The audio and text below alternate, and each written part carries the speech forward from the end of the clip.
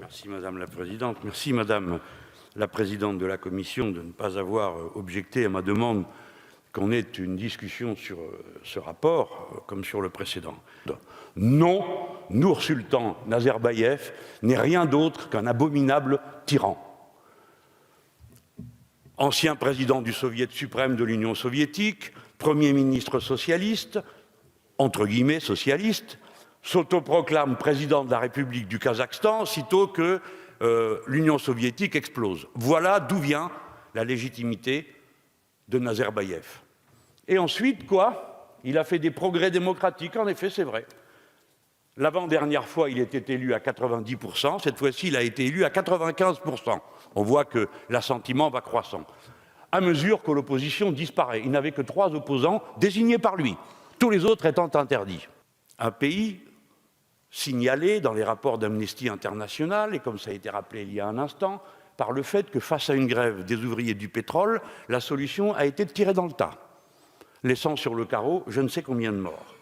Un pays qui, l'année dernière, mais sans doute a-t-il fait des progrès depuis l'année dernière en matière démocratique, a été signalé pour 163 cas de torture. Et quelqu'un vient de dire à l'instant, notre collègue M. Hutin, que c'est systématique.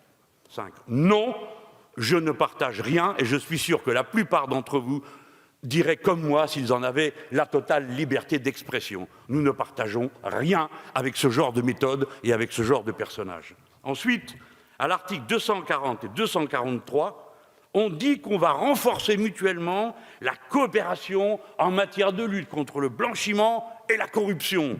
Ah, mais avec qui signe-t-on ça? Avec un pays qui a à voir avec le nôtre, dans une histoire de corruption et de rétrocommission. Depuis 2012, il y a une procédure judiciaire contre ce pays. La justice française enquête, saisie de faits, citation, blanchiment en bande organisée, citation, corruption d'agents publics étrangers, citation, complicité et recel. Cette affaire n'est toujours pas close, mais par ses détours, elle a fini par atteindre la mise en cause du président du Sénat belge. La Belgique est un pays de l'Union européenne et sans doute les Belges comme nous pensent que tout ça n'est pas conforme à l'idée qu'ils se font du droit. Ce pays est classé 131e sur 176 en matière de corruption et de viol de tout ce que les législations internationales prévoient en matière de droit. À cette heure, je suis du côté de ceux qui sont en prison à cause de Nour-Sultan Nazarbayev et qui ont été torturés, contre ceux qui sont emprisonnés, contre ceux à qui on met ces pastilles pour surveiller ce qu'ils disent et ce qu'ils font. Non, ce n'est pas acceptable. Il n'y a pas de partenariat et de coopération renforcée possible dans de telles conditions. Maintenant qu'on s'entende bien, quoi qu'il arrive, de toute façon, ils feront des contrats avec nous.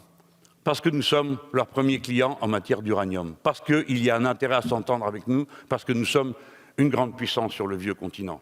Je peux entendre tout ça, mais pas au prix d'une amnistie pour un tyran pareil, pas au prix d'une amnistie pour des crimes aussi abominables.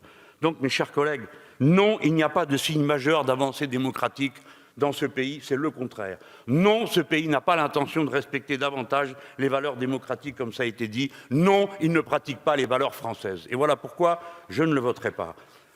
Mais il y a tyran et tyran.